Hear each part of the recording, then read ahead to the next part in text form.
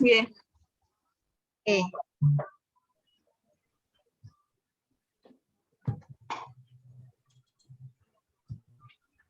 Assalamualaikum warahmatullahi wabarakatuh. Perkenalkan, kami dari kelompok 11 akan mempresentasikan pengembangan metode komputer untuk anak usia dini. Nah, kelompok 11 ini terdiri dari 3 anggota. Yang pertama saya sendiri, Siti Mardiati, ada teman saya, Bu Syu'bah Al-Bazaria, dan juga Ibu Suhartini. Baik, di modul 11 ini kami akan mempresentasikan tentang penggunaan komputer dalam peningkatan keterampilan anak usia dini, di mana KB11 ini, modul 11 ini terdiri dari 3 KB.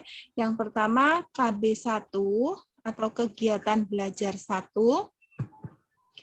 Modul 11 ini adalah membahas tentang penggunaan komputer dalam keterampilan anak usia dini. Yang KB1 atau kegiatan belajar 1 akan saya presentasikan sendiri. KB1 mengenai tahap perkembangan anak usia dini. Nah, di mana kegiatan belajar 1 ini membahas tentang perkembangan anak usia dini. Anak usia dini adalah anak yang berada pada rentang usia 0 sampai 6 tahun yang sedang mengalami pertumbuhan dan perkembangan yang sangat pesat sehingga perlu stimulasi yang tepat agar dapat tumbuh dan berkembang secara maksimal. Pemberian stimulasi tersebut harus diberikan melalui lingkungan keluarga, PAUD jalan non-formal, dan PAUD jalan formal. Pada poin ini kita akan membahas tentang pengertian anak usia dini. Selanjutnya, Bu Syu'bah. Poin yang kedua, karakteristik anak usia dini pada usia 4-5 tahun, meliputi gerakan lebih terkoordinasi, di mana yang dimaksud adalah anak bisa melakukan gerakan sesuai irama dan juga seimbang.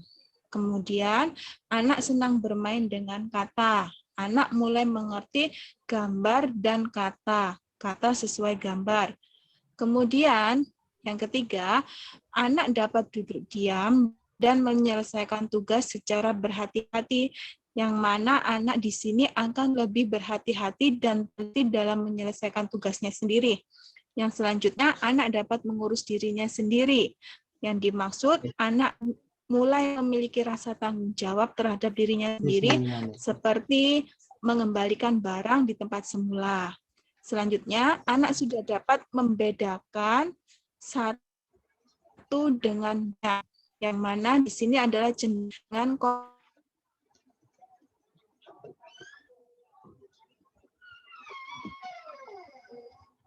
kognitif atau matematika, panjang pendek dan lain.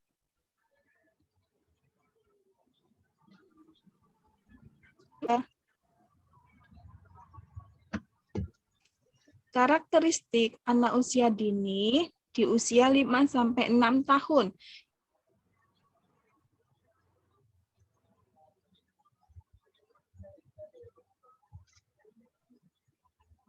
Yang pertama, gerakan lebih terkontrol, anak sudah bangun dan lakukan. Kedua, perkembangan bahasa sudah cukup baik, di mana dimaksud adalah anak memulai mendapatkan lebih dari 1 atau 2 suku kata. Yang ketiga, anak dapat bermain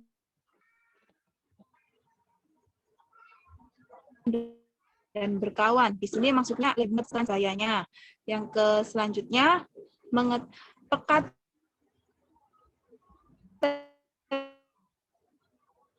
terhadap situasi mengetahui perbedaan kelamin dan status. Di sini anak-anak bisa membedakan anak perempuan, anak laki-laki sesuai jenis kelamin.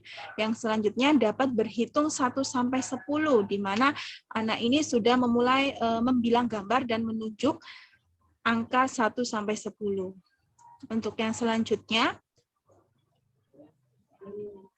aspek-aspek perkembangan anak usia dini. Yang pertama, perkembangan fisik, yang dimana perkembangan fisik ini meliputi lingkar kepala bertambah besar, terus tinggi badan tambah tinggi, berat badan juga tambah berat. Yang kedua, perkembangan kognitif, yaitu di mana anak akan bisa berhitung lebih banyak lagi, membedakan ukuran, bentuk, warna sesuatu benda. Yang ketiga, perkembangan sosioemosional. Di sini anak-anak akan lebih bisa menerima pendapat temannya lain, lebih mudah bersosialisasi juga, dan juga yang keempat, perkembangan bahasa, di mana anak di sini mulai merangkai suatu kalimat atau suatu kata sederhana. Untuk selanjutnya, di sini ada KB2 yang akan disampaikan oleh teman saya, Bu Suhartini. Silakan. Terima kasih Bu Dia. Saya akan melanjutkan presentasi KB2 keterampilan motorik. Proses perkembangan motorik mengikuti suatu pola umum yang terdiri dari 3 arah utama, yaitu perkembangan dari otot kasar menuju otot kecil, perkembangan dari kepala ke jari kaki disebut dengan perkembangan cephalocaudal, dan yang ketiga perkembangan dari sumbu tubuh menuju keluar disebut perkembangan proximodistal. Lanjut Bu Subhan.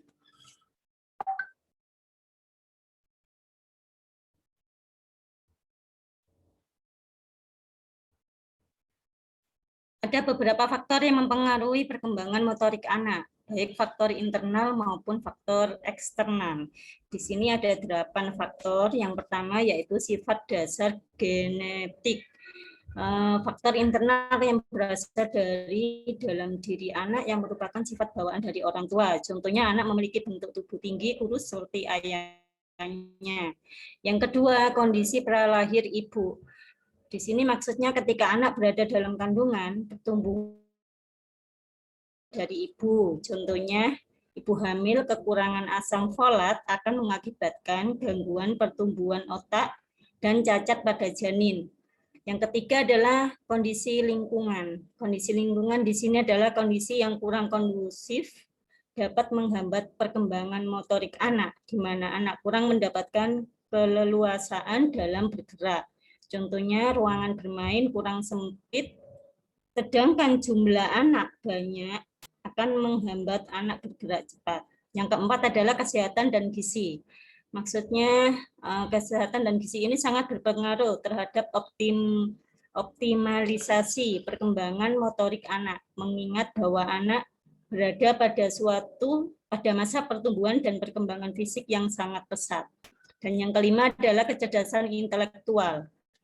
Kecerdasan yang ditandai dengan tinggi rendahnya IQ secara tidak langsung membuktikan tingkat perkembangan otak anak, dan perkembangan otak anak sangat mempengaruhi kemampuan gerakan yang dilakukan anak. Yang keenam adalah adanya stimulasi, dorongan, dan kesempatan.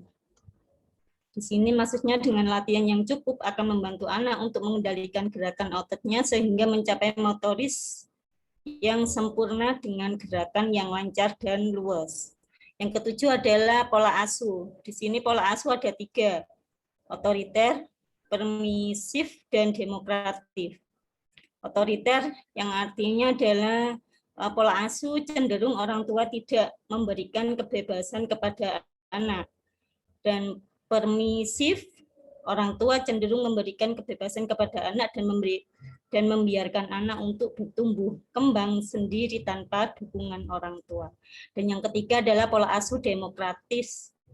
Pola asuh ini yang paling baik. Orang tua memberikan kebebasan yang terarah, yang artinya memberikan arahan, bimbingan, stimulasi sesuai dengan kebutuhan dan kemampuan anak. Yang terakhir adalah cacat fisik. Cacat fisik maksudnya di sini adalah fisik anak akan mempengaruhi kemampuan gerak anak. Contohnya, anak mengalami cacat tunanetra, cenderung anak terlihat kaku dalam bergerak. Selanjutnya,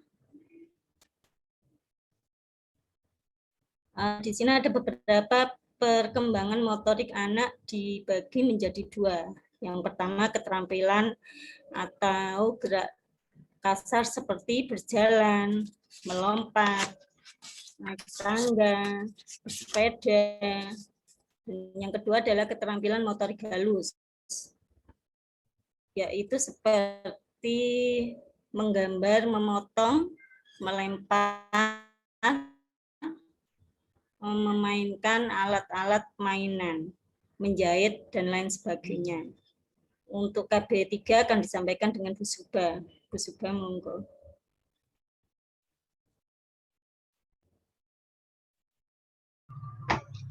Ya, terima kasih Bu Suhartini. Saya akan menerangkan tentang KB3 secara perkembangan komputer. Secara perkembangan komputer di sini dimulai dengan yang pertama yaitu abakus ya. Abakus adalah salah satu alat yang paling awal yang digunakan untuk perhitungan. Alat ini dikenal sejak zaman Yunani kuno. Pada awalnya abakus berupa sebuah permukaan pasir, sabak lilin, atau batu lebar dengan tanda tertentu yang menunjukkan letak bilangan dan kerikil yang digunakan sebagai penghitungan. Kemudian dilanjutkan dengan yang kedua, pascalin. Pascalin dikenal sebagai mesin menjumlah dan mengurangi pertama. Mesin pascalin dapat menjumlahkan atau mengurangi jika roda gigi saling berkaitan sewaktu diputar. Nah, kemudian dilanjutkan dengan yang ketiga, jacquard. Jacquard dari Prancis mengembangkan mesin tenun yang pola tenunnya disimpan menggunakan kartu dari kayu yang berlubang yang dikenal dengan punch card. Nah, kemudian yang keempat adalah Babbage ya. Babbage ini seorang ahli matematika, sudah begitu dekat dengan penemuan fungsi komputer sehingga dikenal dengan bapak komputer. Kemudian dilanjutkan dengan Hollerith. Hollerith adalah orang pertama yang membangun pemrosesan data. Tujuannya untuk menghitung dan menjumlahkan sensus pada tahun 1890 di Amerika Serikat. Nah, kemudian setelah Hollerith ini kita akan beranjak ke tahap perkembangan komputer elektronik ya. Jika sebelumnya diuraikan sejarah perkembangan komputer konvensional, maka pada bagian ini akan diajak untuk mempelajari perkembangan komputer secara elektronik. Yang pertama yaitu Mark ya. Mark I. Mark I ini gagasan Charles Babbage menjadi kenyataan. Setelah ia meninggal dunia, diteruskan oleh Mark I. Mark I mesin ini berukuran 2x4 meter kali 15,2 meter dengan berat 5 ton. Kemudian dilanjutkan dengan ENIAC. Ilmuwan Universitas Pennsylvania, John Peirce dan John merancang mengembangkan Electronic Numerical Integrator and Computer atau ENIAC tahun 1945 sebagai komputer elektronik modern pertama. Nah, kemudian dilanjutkan dengan yang ketiga yaitu EDVAC. EDVAC pada pertengahan tahun 1940 John von Neumann bergabung dengan tim University of Pennsylvania dalam usaha membangun konsep desain komputer hingga 40 tahun dipakai dalam teknik komputer. Nah, teknik ini memungkinkan komputer untuk berhenti pada suatu saat dan kemudian melanjutkan pekerjaannya kembali. Kunci utama arsitektur Neumann adalah unit pemrosesan sentral atau CPU yang memungkinkan seluruh fungsi komputer untuk dikoordinasikan melalui satu sumber tunggal. Kemudian UNIVAC 1. UNIVAC 1 yang dibuat oleh Remington Rand menjadi komputer komersial pertama yang memanfaatkan model arsitektur von Neumann tersebut.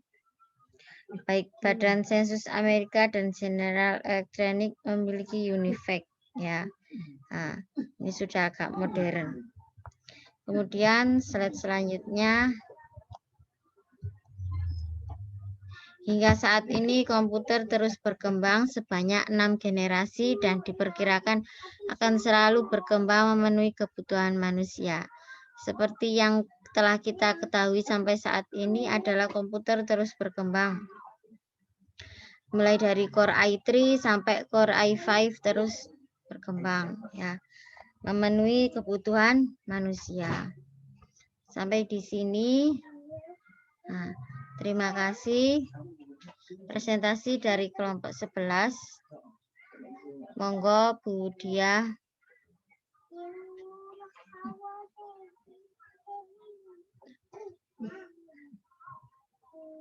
Halo Bu Dia. Ya, baik.